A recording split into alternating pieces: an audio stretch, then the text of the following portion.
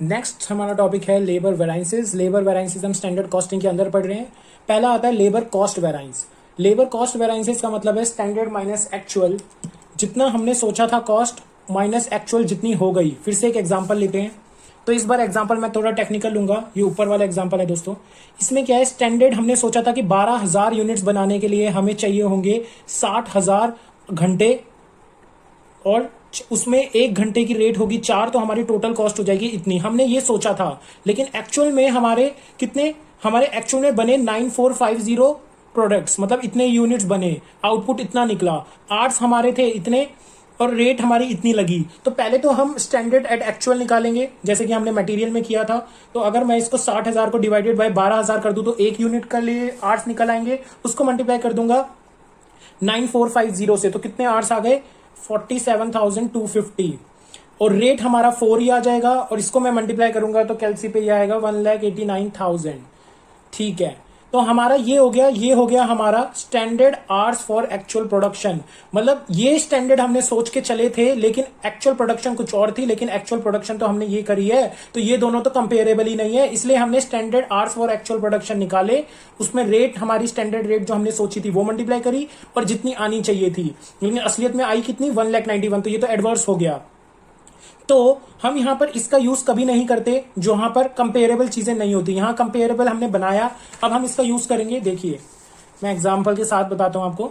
हमने पहले बोला कि भाई कॉस्ट वेराइंस कितना होगा, लेबर का कॉस्ट वेराइंस होगा standard minus actual, standard hour for actual production ये रहा, मल्टीप्लाई बाय स्टैंडर्ड रेट ये रहा, मतलब ये आ गया टोटल हमारा, minus actual hours paid, actual hour मैं आपको पेड बाद में बताता हूं, मल्टीप्लाई बाय एक्चुअल रेट, तो ये हमारा आ गया।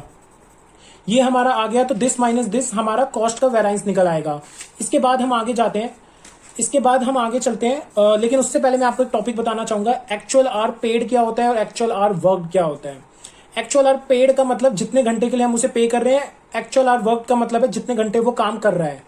मतलब देखिए, आप आर्टिकलशिप करते हैं या आप एक चार्टेड अकाउंटेंट हैं, आप जैसी जॉब ज्वाइन करते हैं, आप वहां 8 घंटे के लिए काम करते हैं। ठीक है, 8 घंटे के लिए काम करते हैं, लेकिन आप बीच में 1 घंटा लंच ब्रेक पे भी जाते हैं, आधा घंटा गॉसिप्स करते हैं। तो अगर मान लो कि 1 घंटे में ही सब कुछ आप कर लेते हैं, तो माइनस आपने असलियत में काम किया वहां पर कंपनी के अंदर 7 घंटे, लेकिन आपको पेमेंट पैसे किसके लिए मिल रहे हैं, वो 8 घंटे के लिए मिल रहे हैं, लेकिन आप काम कितना कर रहे हैं, 7 घंटे। तो पेमेंट जिसके लिए मिल रहा है, इसका मतलब एक्चुअल आर पेड, काम जितने घंटे कर रहे हैं उसे बोलते हैं एक्चुअल आर वर्कड।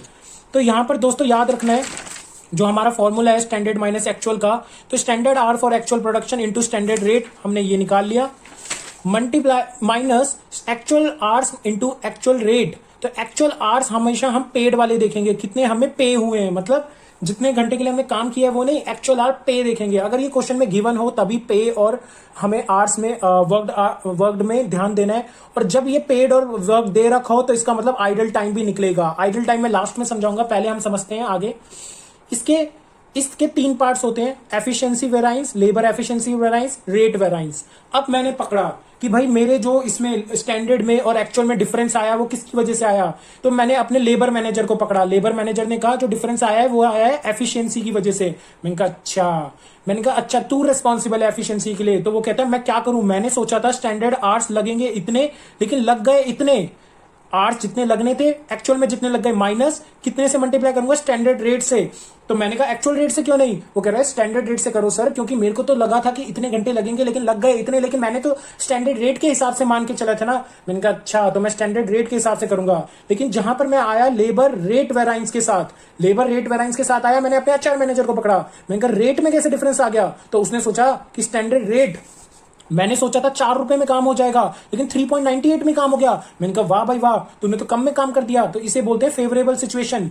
तो लेकिन उसको मैं मल्टीप्लाई करूंगा एक्चुअल आर से। एक्चुअल आर से क्यों, स्टैंडर्ड आर से क्यों नहीं सर, एक्चुअल आर से इसलिए क्योंकि यहां पर उसने रेट का डिफरेंस लिया, लेकिन उसको थोड़ी ना पता था कि कितने घंटे काम होगा, इसलिए हम एक्चुअल आवर्स लेंगे। तो एचआर को जब हम पकड़ेंगे तो standard rate minus actual rate into standard actual hour, और इसमें भी एक्चुअल आर हम पेड देखते हैं, क्योंकि हमने यहां पर भी पेड देखा था, तो इसी के ही तो टुकड़े हुए हैं ये दोनों, तो इसमें भी हम पेड देखेंगे। ठीक है सर।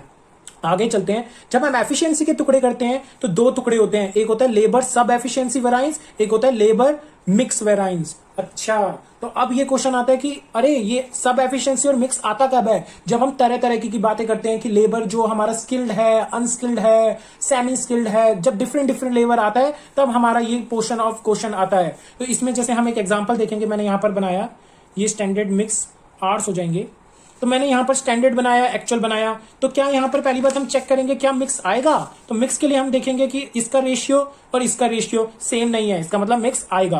तो मिक्स आने के लिए मैंने आपको जैसे मटेरियल में बताया था, यहां भी वैसे ही होगा कि इसका टोटल, एक्चुअल का टोटल हम कहां लिख देंगे, इसमें, और इसको डिवाइड कर देंगे हम स्टैंडर्ड मिक्स क्वांटिटी में। तो स्टैंडर्ड मिक्स क्वांटिटी है 1:3, तो इसको भी हम 1:3 में डिवाइड कर देंगे और यहां पर आपकी वैल्यूज आ जाएंगी। तो जैसे कि सब एफिशिएंसी का फॉर्मूला है standard hours minus standard mix hours into standard rate, और लेबर मिक्स वेराइंस का फॉर्मूला है standard mix hours minus actual hour into standard rate. मतलब क्या है? मतलब अगर हम सब एफिशिएंसी की बात करें तो इसका और इसका difference multiply by standard rate, लेकिन अगर हम मिक्स की बात करें तो इसका और इसका difference multiply by standard rate. ठीक है सर, समझ आ गया।